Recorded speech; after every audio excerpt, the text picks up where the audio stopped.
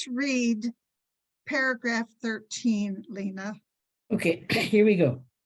God hath exempted women who are in their courses from obligatory prayer and fasting.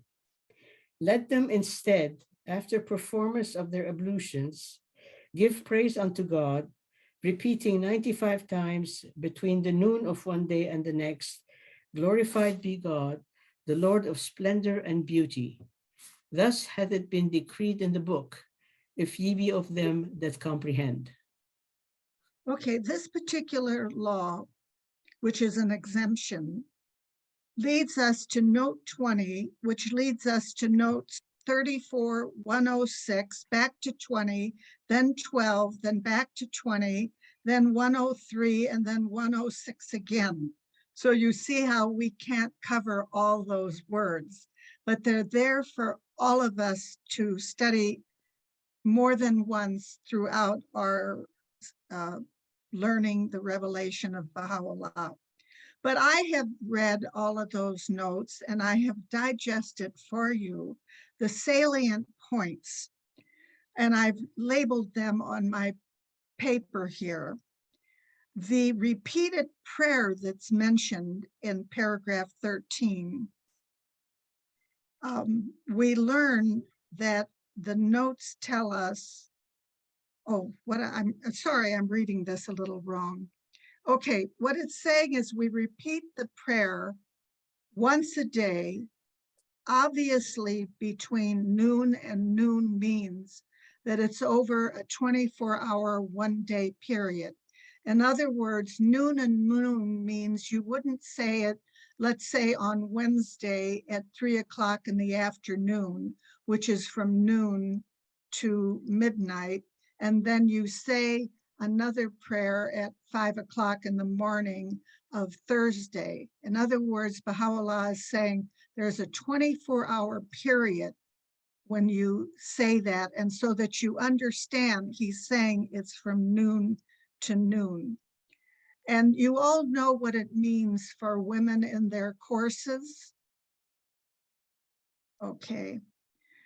The notes say that previous religions considered women in their courses as ritually unclean, and they forbade them from praying and fasting.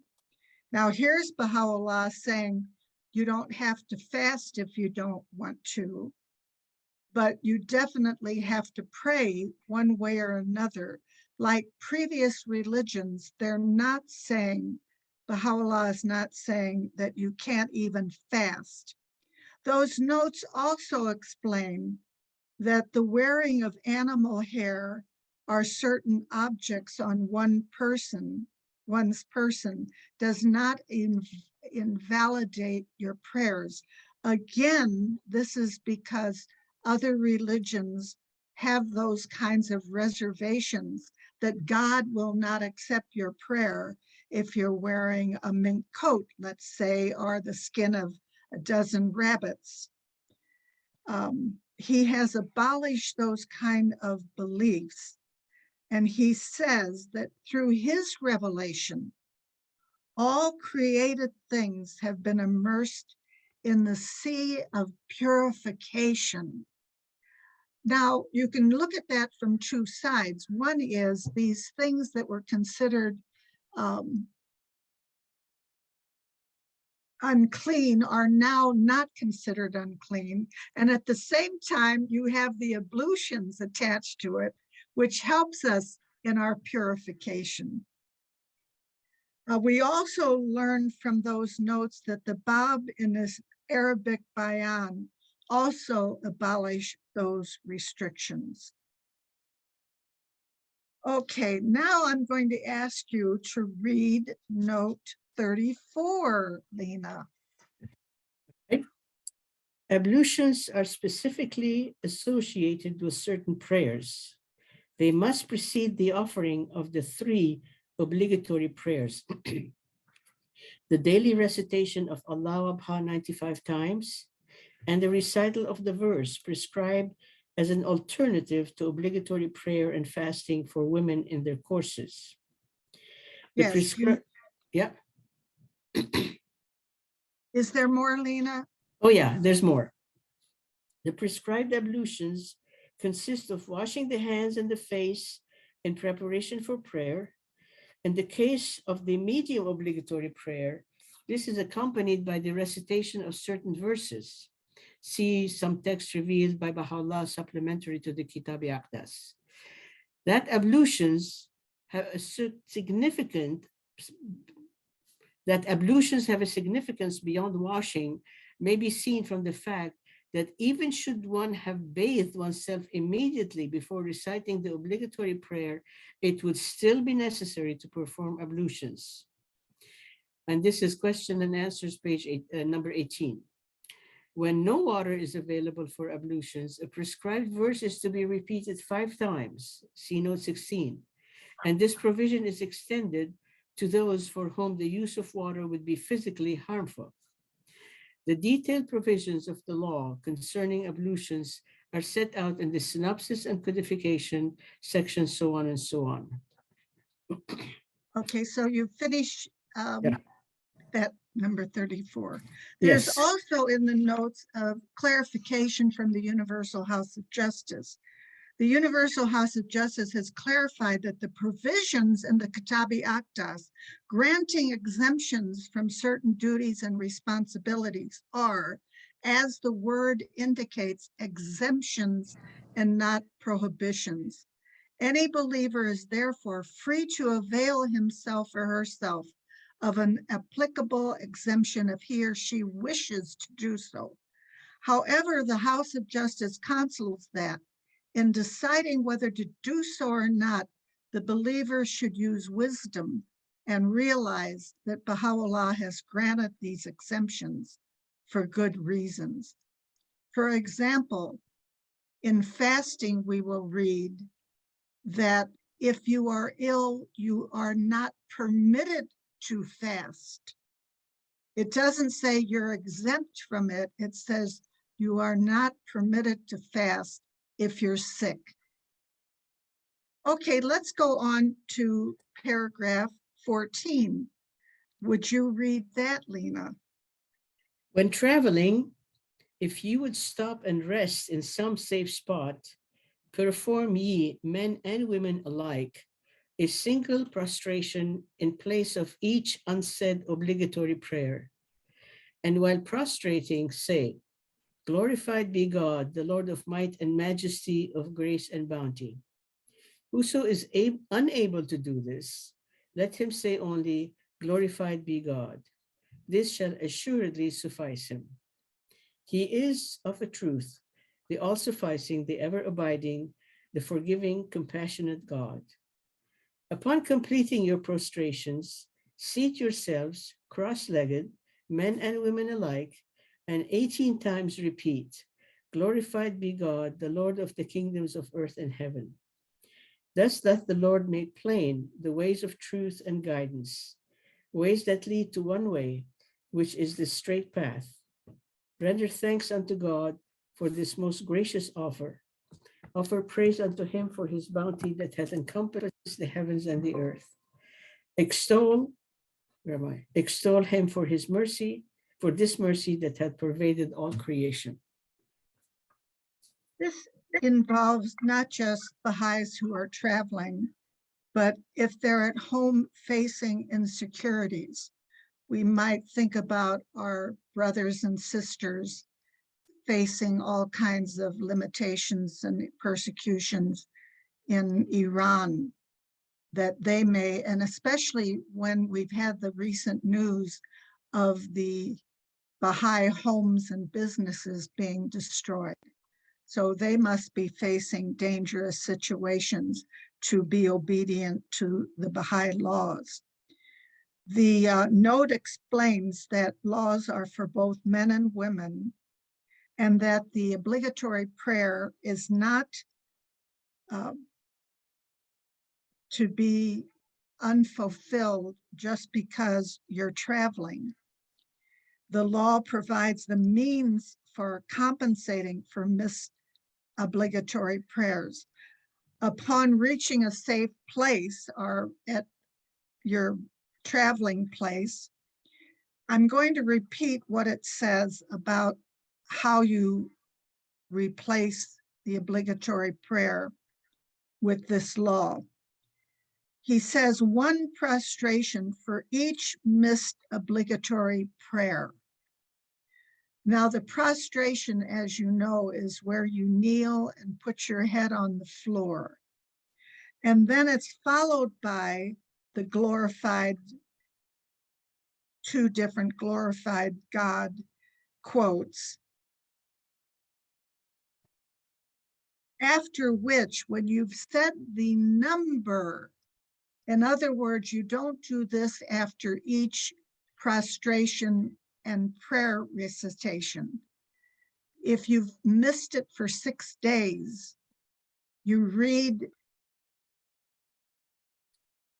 do the prostration and the quote 6 times, and then you say cross-legged the 18 times, glorified be God, the Lord of the kingdoms of earth and heaven.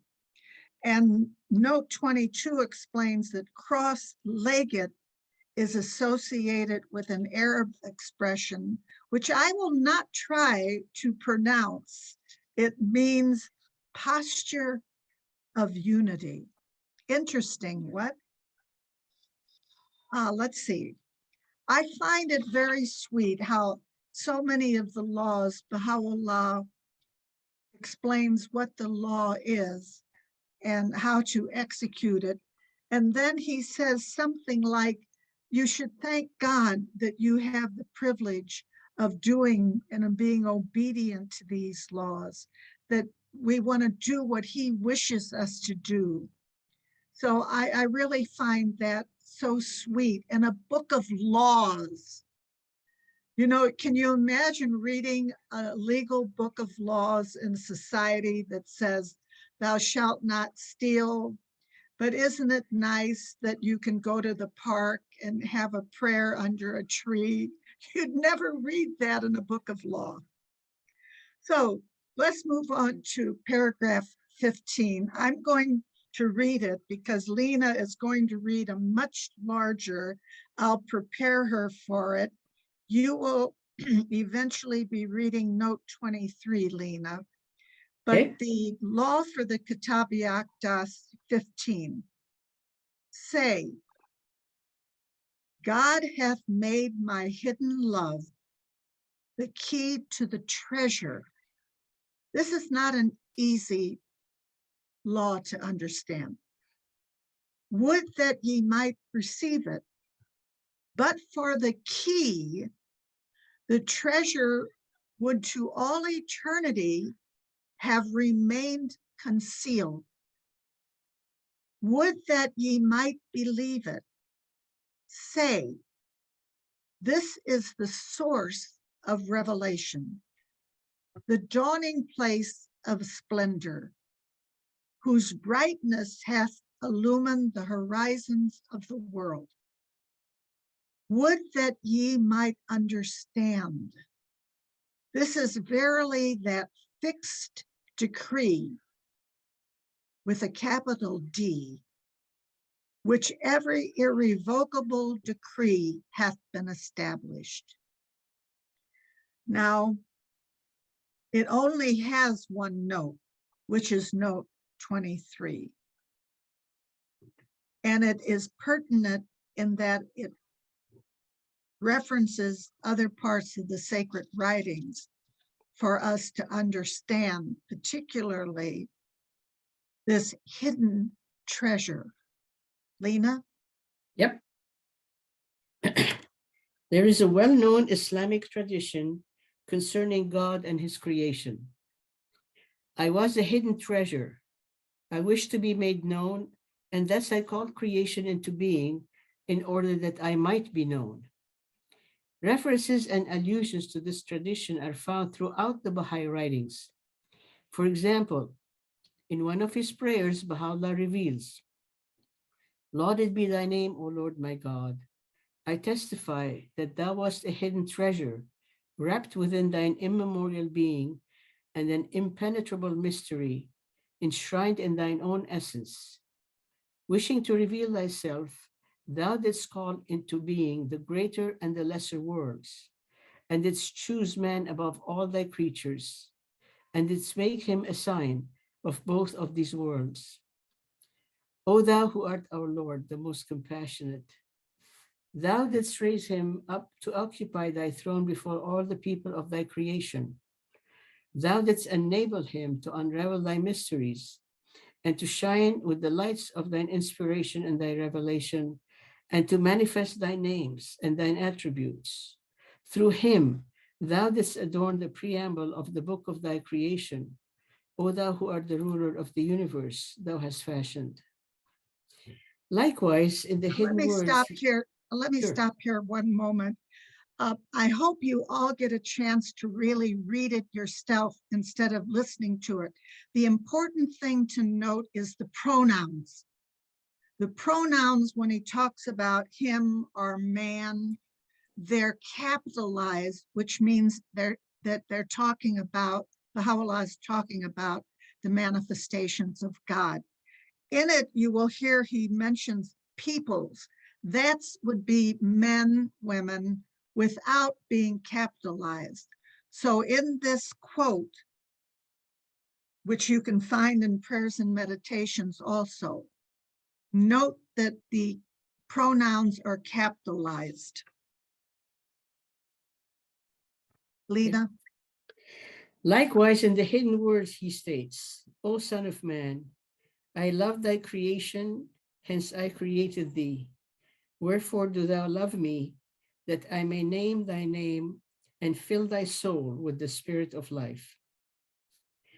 Abdul Baha, in his commentary on the above cited tradition, wrote, O wayfarer in the path of the beloved, know thou that the main purpose of this holy tradition is to make mention of the stages of God's concealment and manifestation within the embodiments of truth, they who are the dawning places of his all-glorious being.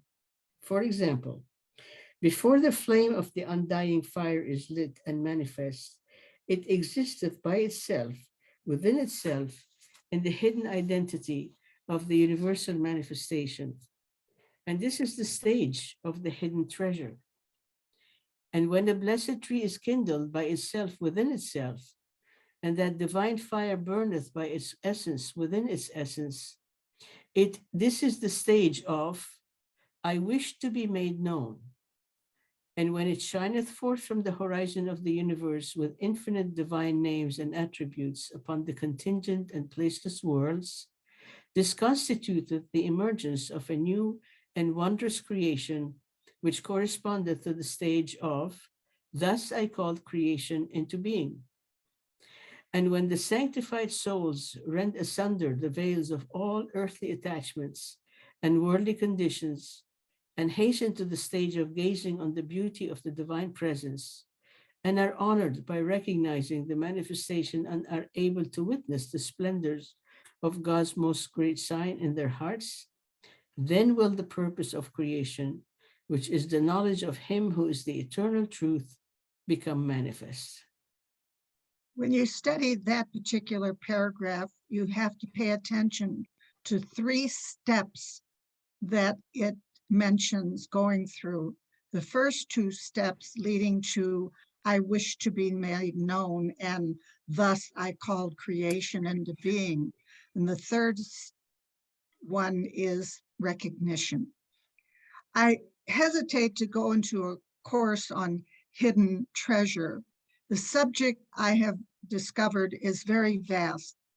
There are various references that you would consider that the hidden treasure is God, the hidden treasure is Baha'u'llah, and the hidden treasure is all God's manifestations. The titles to who they belong to at the time you're reading is challenging. The word that I considered was in the first sentence of Abdul Baha's commentary. The word concealment is linked to this hidden treasure. You know, Baha'u'llah says that there are many heavens in God's next world, and he names the different heavens. And one of them is the heaven of concealment, that the manifestations of God are concealed before they are timed to manifest themselves in the physical world. Okay, now we've done that. Let's go to paragraph 16, where we're going to have a longer law of the Aqdas. And this particular one will cover the period that we have been in and will be in, Nowruz, the intercalary days, and the Yamiha and fasting. So, Lena, would you read? Okay. Before we go to Lena, because we did say if there was an urgent question, and it looks like Saida has one. So Saida, please unmute yourself. Yes, thank you. So on note 23 and on the first quote at the bottom of the page, it says, wishing to reveal thyself, thou didst call into being the greater and the lesser worlds. Can you explain this? It's why it's capital of the greater and lesser? Well, my first reaction, and again, I repeat again, I am not an expert. I kept thinking, and there are so many meanings. Baha'u'llah says there's 72 meanings for every word, but I look at that as if it's both the physical world of a never-ending universe, which has more than intelligent life than just on Earth, and the greater world being the eternal world that he has also created for the souls of his human creatures. Open of the Most High, say, O people of the world, we have enjoined upon you fasting during a brief period, and at its close have designated for you Nowruz as a feast. Thus had the day star of utterance shone forth above the horizon of the book, as decreed by him who is the Lord of the beginning and the end. Let the days in excess of the months be placed before the months of fasting. We have ordained that these, amid all nights and days, shall be the manifestations of the letter Ha. And thus they have not been bounded by the limits of the year and its months.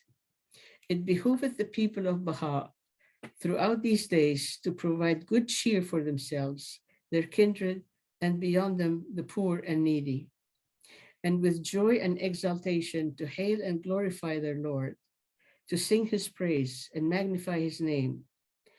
And when they end these days of giving that precede the season of restraint, let them enter upon the fast.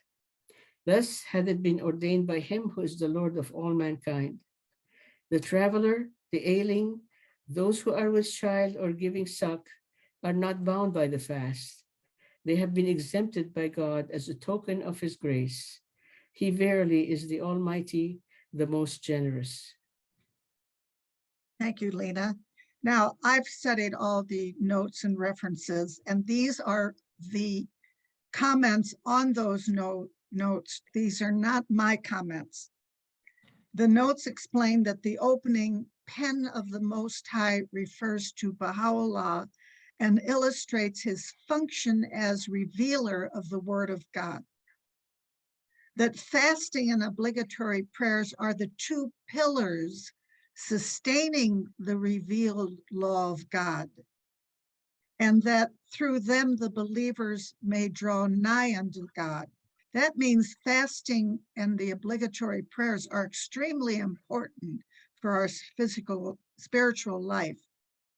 The notes also say that Shoghi Effendi indicated fasting is complete abstinence from food and drink from sunrise till sunset. And here's his quote: essentially a period of meditation and prayer, of spiritual recuperation, during which the believer must strive to make the necessary readjustments in his inner life and to refresh and revigorate the spiritual forces latent in his soul. Its significance and purpose are therefore fundamentally spiritual in character. Fasting is symbolic and a reminder of abstinence from selfish and carnal desires. To see some particulars about fasting, we're going to go to the codification, synopsis and codification. Lena, this is on page 148 and 149. I want you to read section IV, B, 1 to 6. Just Okay, section- IB. Yeah, Got it. section B, 1 to 6. Just those are a list of the details on The one fasting. that starts those who are ill. Let's see. It says fasting, the sublime station. Yeah, got that.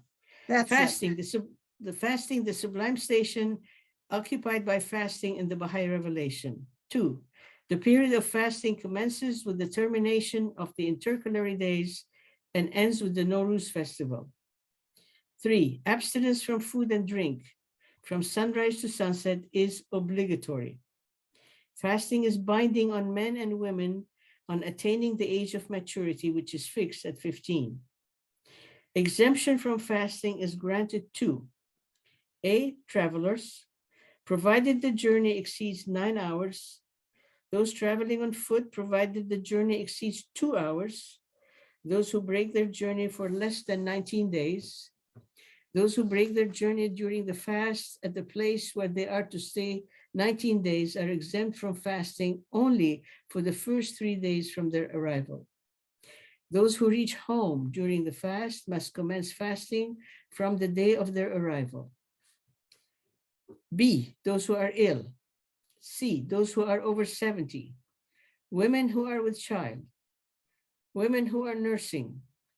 Women in their courses, provided they perform their ablutions and repeat a specifically revealed verse 95 times a day.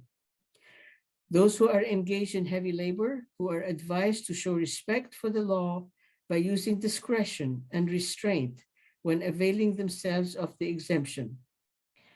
Vowing to fast in a month other than the one prescribed for fasting is permissible. Vows which profit mankind are, however, preferable in the sight of God. That's an interesting last one. Should a Mhm. person wish to fast at a time other than the month of Allah, and is this permissible or not? And if he had vowed or pledged himself to such a fast, is this valid and acceptable? This is in the questions and answers. And it says that fasting has been revealed, but if you pledge yourself to fast at a different time, it's better if you do it for a reason that will profit mankind. What do you think that means? Can I fast because, oh, Baha'u'llah, I'll fast for 19 days, and would you see that my car is replaced? It's 21 years old. Or would he feel much better if I said, oh, Baha'u'llah, I'm going to fast for 19 days, even though this is June, because I'm going on a teaching trip and I really need the concourse on high to come to my assistance. Which do you think Baha'u'llah means in this question and answer period? And it's also question and answer 93, where you will find it is not permitted to fast if you are ill, which is different than being exempt. That you can decide you'll go and do anyway. I remember one of my teaching trips to England. I was there for 5 months, and it was the cold weather, and I got a cold. And rather than eat in front of the local Baha'is, I would go to a pub and have just soup and bread in obedience to the law of the Aqdas. I remember being at Bosch one time, and it was the fast, Bosch Baha'i School, for those of you who don't know what Bosch is in Northern California. And some of the workers were hiding behind some bushes and they were eating a sandwich because they were working at Bosch doing hard labor, like chopping down trees and digging up bushes. But they were doing it where the Baha'is attending Bosch would not be watching them. Okay, let's move on to paragraph 17. These are Rita, the, you want to read it? these are the ordinances of God that have been set down in the books and tablets of his most exalted pen. Hold ye fast unto his statutes and commandments, and be not of those who, following their idle fancies and vain imaginings, have clung to the standards fixed by their own selves and cast behind their backs the standards laid down by God.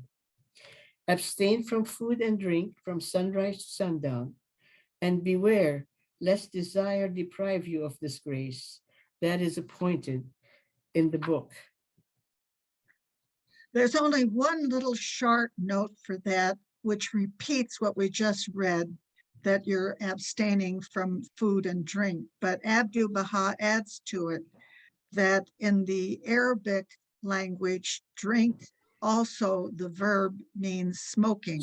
Okay. So smoking is forbidden during the fast between sunrise, between sunrise and sunset.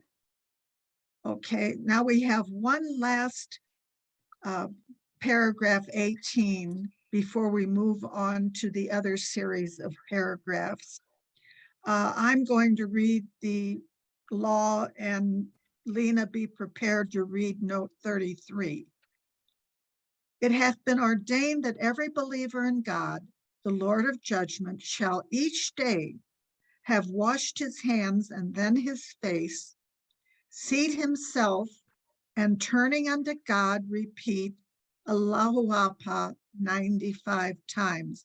Turning unto God means facing the Qibla. Such was the decree of the maker of the heavens, when with majesty and power he established himself upon the thrones of his names. Perform ye likewise ablutions for the obligatory prayer. This is the command of God, the incomparable, the unrestrained. It has two notes, 33 and 34. We're going to read 33. Allahu Akbar is an Arabic phrase meaning God the All-Glorious. It is a form of the greatest name of God. In Islam, there is a tradition that among the many names of God, one was the greatest. However, the identity of this greatest name was hidden. Baha'u'llah has confirmed that the greatest name is Baha. The various derivatives of the word Baha are also regarded as the greatest name. Shoei Effendi's secretary, writing on his behalf, explains that the greatest name is the name of Baha'u'llah. Ya Baha'u'llah Baha is an invocation, meaning, O thou glory of glories. Allahu Akbar is a greeting, which means God the All-Glorious. Both refer to Baha'u'llah. By greatest name is meant that Baha'u'llah has appeared in God's greatest name.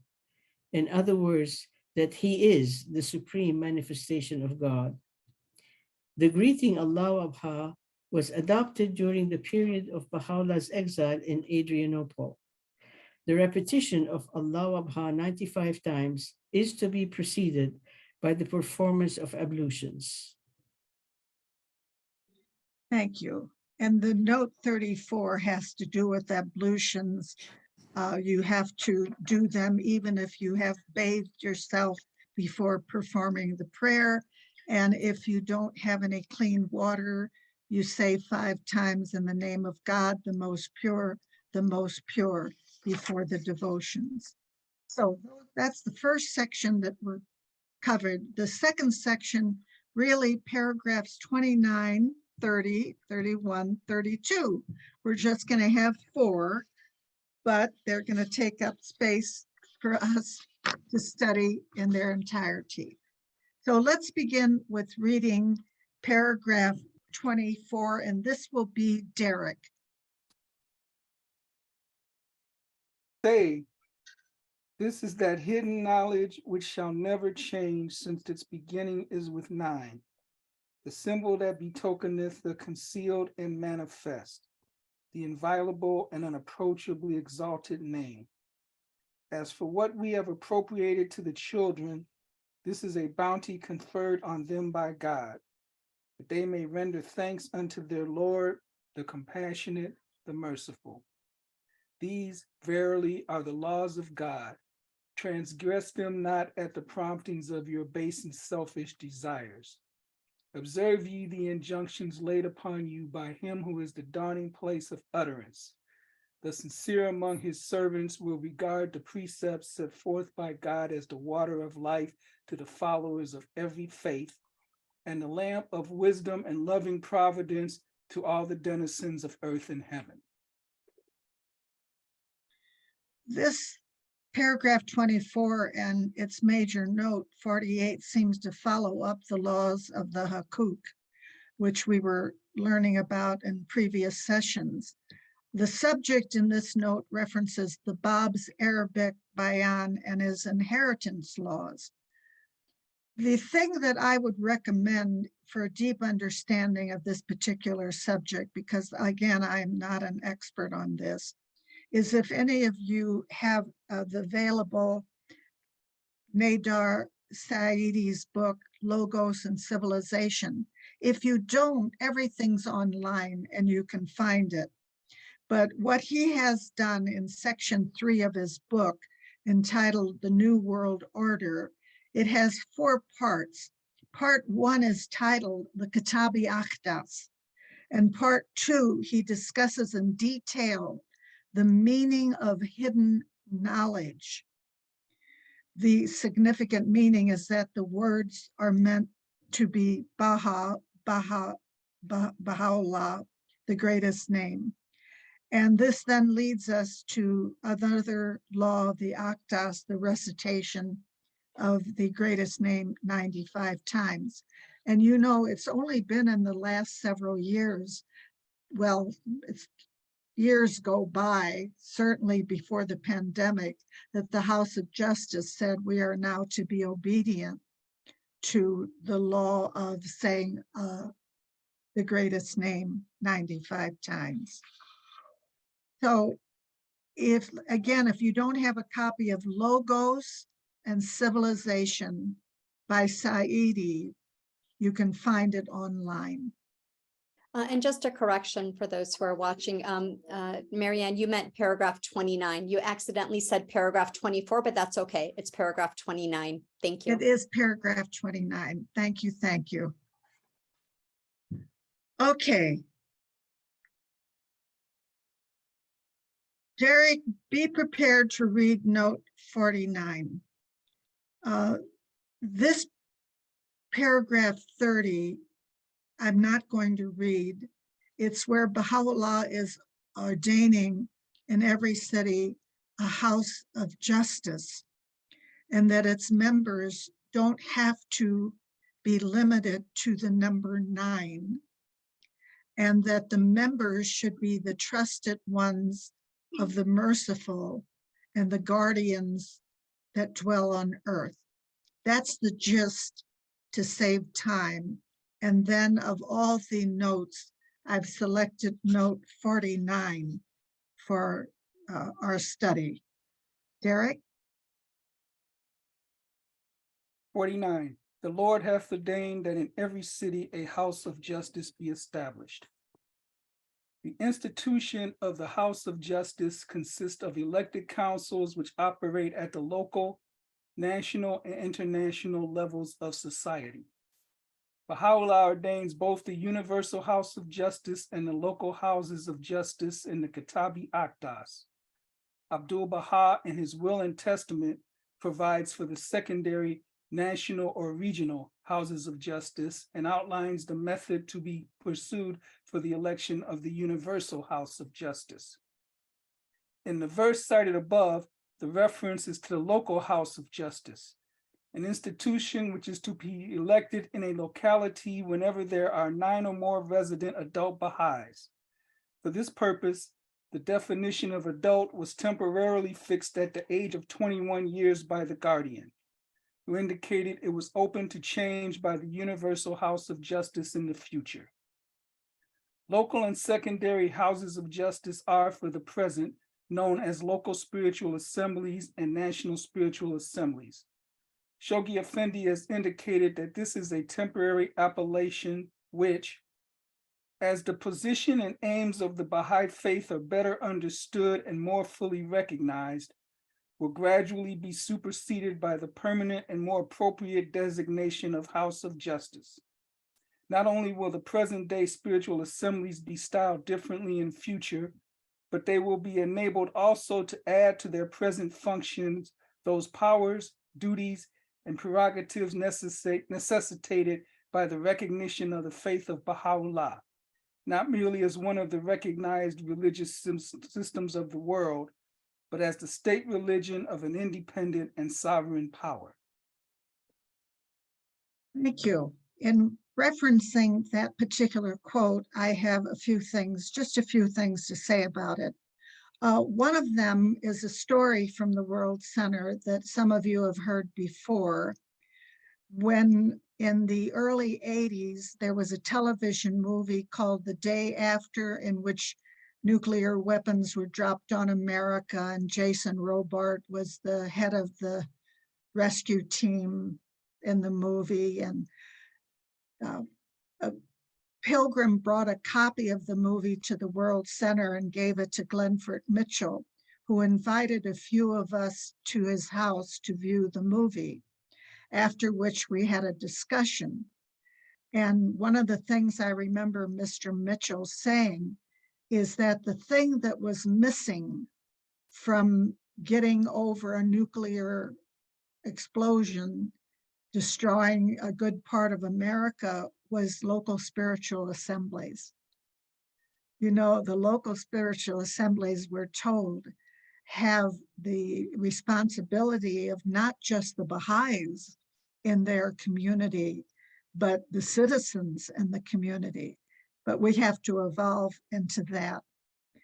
In respect of Shoghi Effendi writing that the Universal House of Justice may change the age of what constitutes an adult, you know that more recently, I believe it was last election, that they changed the voting age from 21 to 18. Not that the 18 to 21s could be elected, but that they could vote. So here's already an evolutionary change in the responsibilities of the House of Justice. The other is in respect of the mentioning of the Baha'i faith becoming a state religion. This is one of my favorite topics because it involves the books that have been printed by the National Assembly of Italy based on the retired hand of the Universal House of Justice member Ali Nachavani, having sessions with something like 60 or 80 youth from all over Europe. The two books are called Towards World Order, Shoghi Effendi, The Range and Power of His Pen. They are also now appearing on Ocean online. And you can also read the Constitution of the Universal House of Justice, which we got in 1972 and consists of only 13 pages, where you find that the Universal House of Justice will eventually need to be involved in the affairs of state all over the world. Shoghi, note 50 explains the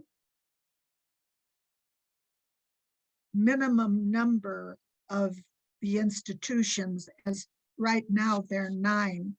This is another story some of you have heard.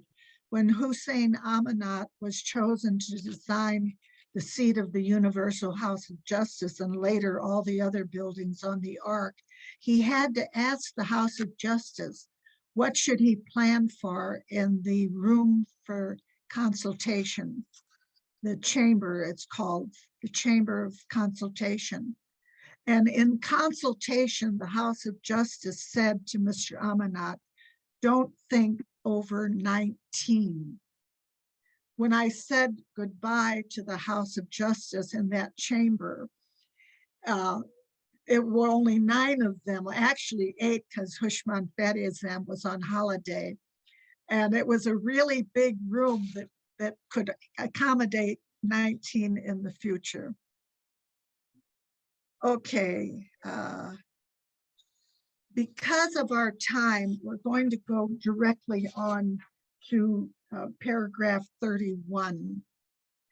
And this is where Baha'u'llah is telling the peoples of the world that they must build houses of worship throughout the land.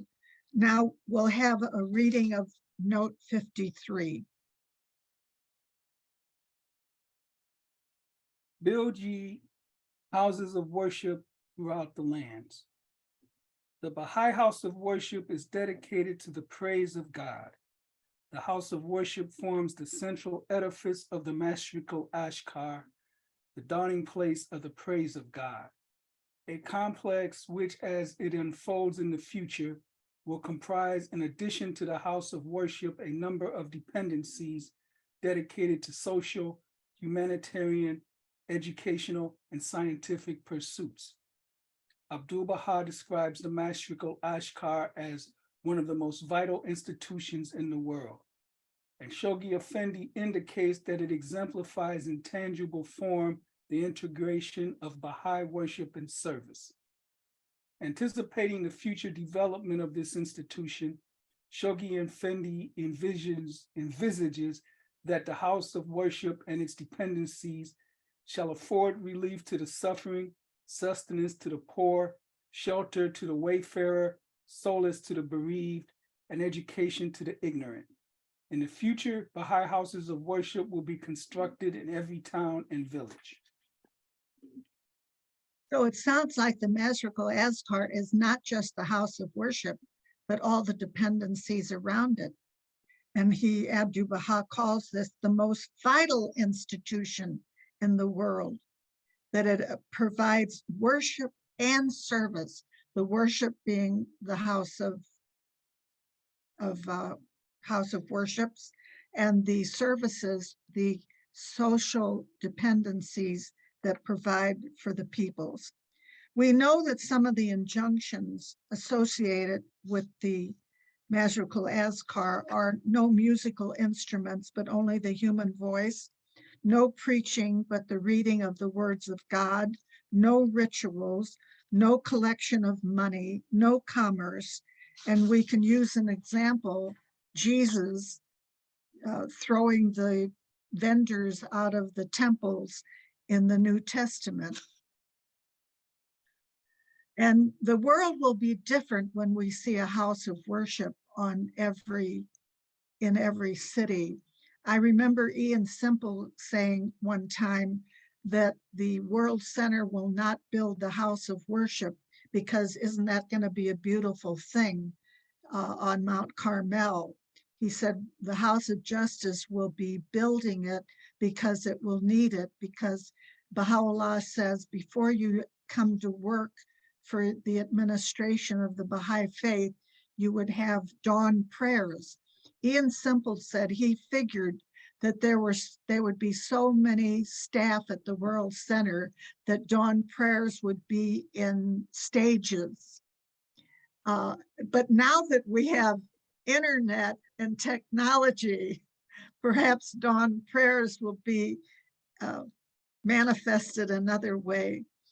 But you know, the world is completely going to change thanks to Baha'u'llah's revelation and the Kitab-i-Aqdas. Quickly going, number 32 paragraph, that is where Baha'u'llah says you should have made a pilgrimage to the sacred house. and that it's a law for men, but it isn't for women. And there's some references about that. Doesn't mean women can't go on pilgrimage, but it's not a law that they must go on pilgrimage. So let's read note 55. 55. And from this he hath exempted woman as a mercy on his part. In the Bayan, the Bab enjoined the ordinance of pilgrimage once in a lifetime upon those of his followers who were financially able to undertake the journey. He stated that the obligation was not binding on women in order to spare them the rigors of travel. Baha'u'llah likewise exempts women from his pilgrimage requirements. The Universal House of Justice has clarified that this exemption is not a prohibition and that women are free to perform the pilgrimage. How about number 54? 54. The Lord hath ordained that those of you who are able shall make pilgrimage to the sacred house. 2 sacred houses are covered by this ordinance, the house of the Bab in Shiraz and the house of Baha'u'llah in Baghdad. Baha'u'llah has specified that pilgrimage to either of these 2 houses fulfills the requirement of this passage. In 2 separate tablets known as Suri Hajj, Baha'u'llah has prescribed specific rites for each of these pilgrimages. In this sense, the performance of a pilgrimage is more than simply visiting these 2 houses. After the passing of Baha'u'llah, Abdul Baha designated the shrine of Baha'u'llah at Baji as a place of pilgrimage. In a tablet, he indicates that the most high holy shrine, the blessed house in Baghdad, and the venerated house of the Bab in Shiraz are consecrated to pilgrimage, and that it is obligatory to visit these places if one can afford it and is able to do so, and if no obstacle stands in one's way. No rites have been prescribed for pilgrimage to the most holy shrine. And of course, this law is not obligatory at the time. The questions and answers are, I have 3 of them listed here.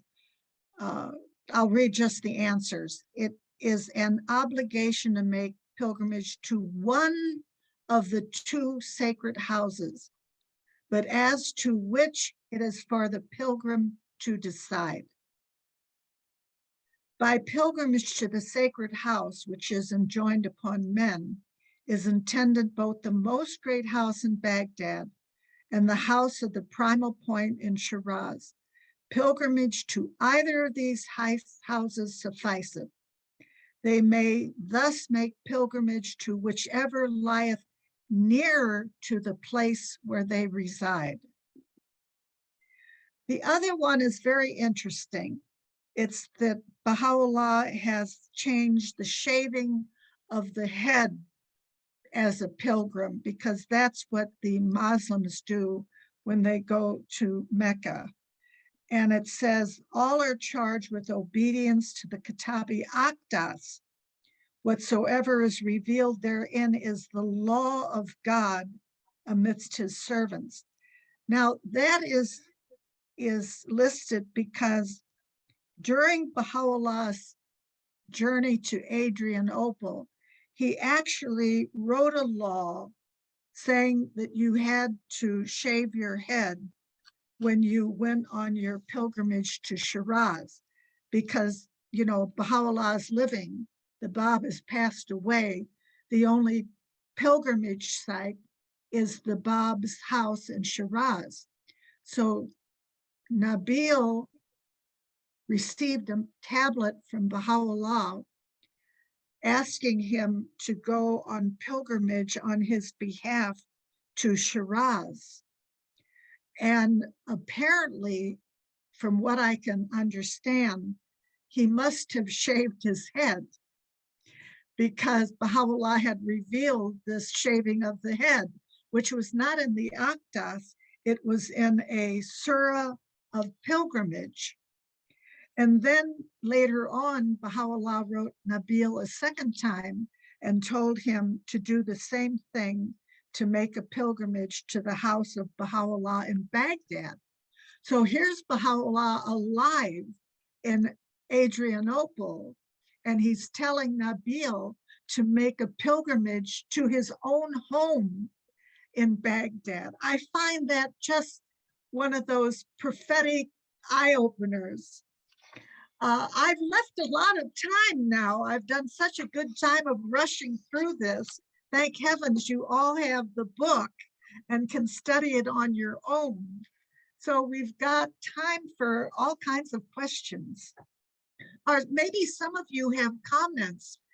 Maybe some of you, maybe one or two of you are scholars. Please feel free to add something to this study. Yeah, if anybody has a comment or a question, oh, Derek, please go ahead. What were the name of those two books you mentioned, Mr. Nagjavani, Mr. Probably not Nagjavani? Giovanni's ones. Let me find it here. One of them is Shoghi Effendi, The Power of His Pen. I'm in the wrong series of papers. I've got so many papers here.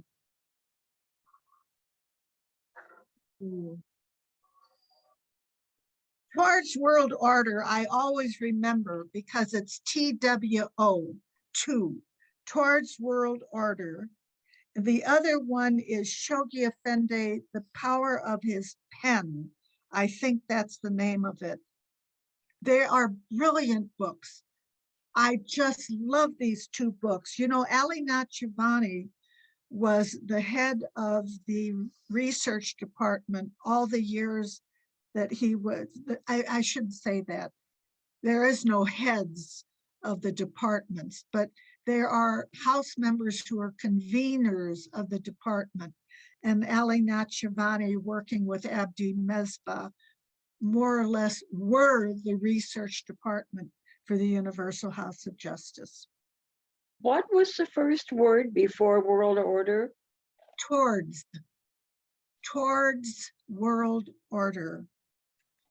With a T? Yes, with a T. TWO, Towards World Order. T. And it's Shoghi Effendi, The Power and Range of His Pen. I haven't found it in my notes. It just popped into my head.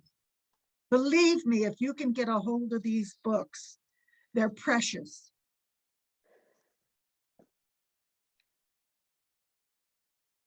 Other questions, comments? Yeah, You know, one time, Leighton. Oh, sorry, we have Leighton, but go ahead with your one time and then we'll go to oh, I Leighton. was going to say one time, Ian Semple gave me 3 pages of details and figures and dollars and cents of a imaginary family paying the hukuk.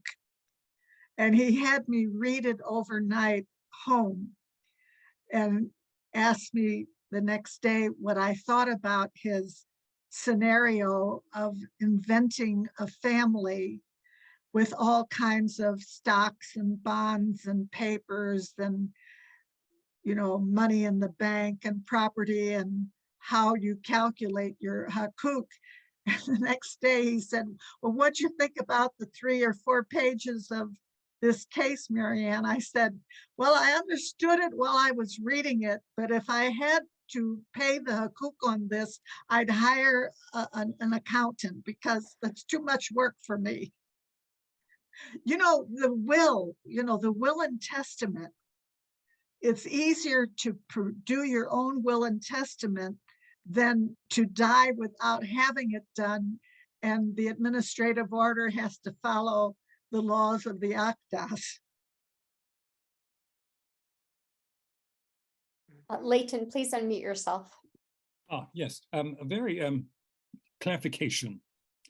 If one is going to say one of the obligatory prayers, for which one has to wash hands and face, and immediately after that obligatory prayer, you say the 95 Allah Akbars, do you have to again wash your hands? You know, I haven't seen that as a question and answer, but considering you have to do them for both obligatory prayers, I would say yes, because it isn't the physical act, it's the spiritual understanding and this purification that Baha'u'llah has brought. That's a Polish opinion worth 25 cents in the open market. I would think if you wanted to do one followed by the other, then you would have to do the ablutions. Thank you. Anybody else have an idea? Kathy, did you want to comment on that, or do you have your own comment? No, yeah, there's something else I want to ask. Nobody else has a comment? Go Yeah, for it, Kathy. Go ahead. Okay. Well, two things, logos and civilization. You're fading. We can't hear you, Kathy. Logos, can you hear me Good. now? Yeah. Yeah, just start again. Yeah, start again, because you were fading. Okay, logos and civilization, is it Yeah. Logos? Yes, it is. Okay, and where would I find that? It's actually online. If I have to references, I go into what is it? Ocean. Ocean, okay. Yeah. But when you go into Ocean, you have to ask for something in particular. But you could ask for logos and civilization. Okay, and the other thing is to finish the story about Nabil shaving his head. I'm assuming he shaved his head because Baha'u'llah had this, depends on, probably would have to do it both times. You know, but if I remember correctly, I also read, although it isn't in my notes this time, that Baha'u'llah actually gave him prayers that he was to say on Baha'u'llah's behalf at the Shiraz house of the Bab and the Baghdad house of Baha'u'llah. But I'm assuming that since Baha'u'llah had the surah of pilgrimage, which called for the shaving of the head, because the Aqdas was years in the future, that Nabil would have shaved his head. But that's my assumption, putting the two facts together. And they don't have that law in the Aqdas, so they don't have to do that now. No, but he definitely says, you now obey the laws of the Aqdas, which is you do not shave your head. Okay, thank you.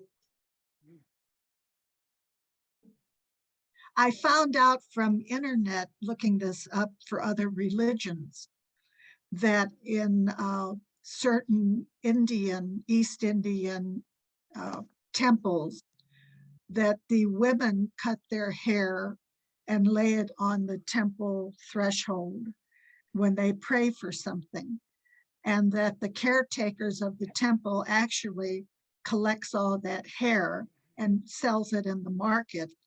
I know America buys a lot of real hair from other countries, but the money itself goes for the temple. So it's not as if somebody's making money off of it.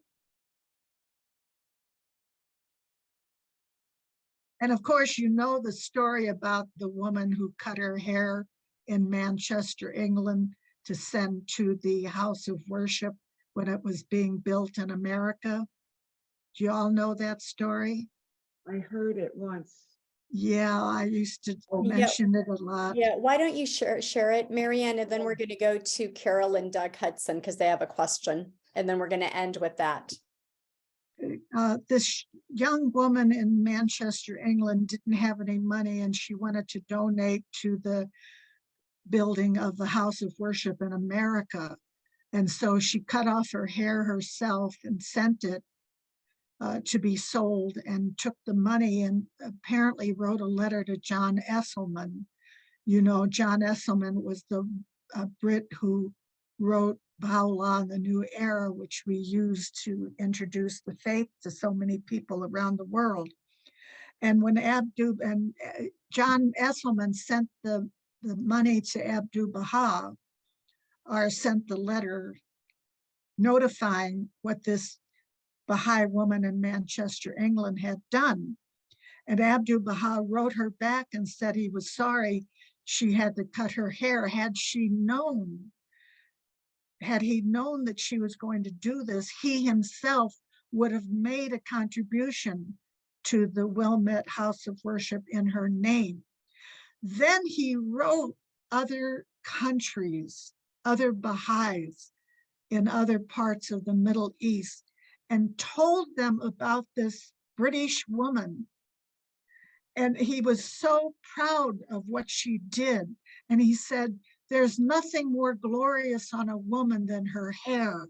She prizes her hair, and yet this woman sacrificed her hair in order to contribute to the house of worship. He told that story to these other countries as an example of what they could do. It's a wonderful story. Yeah.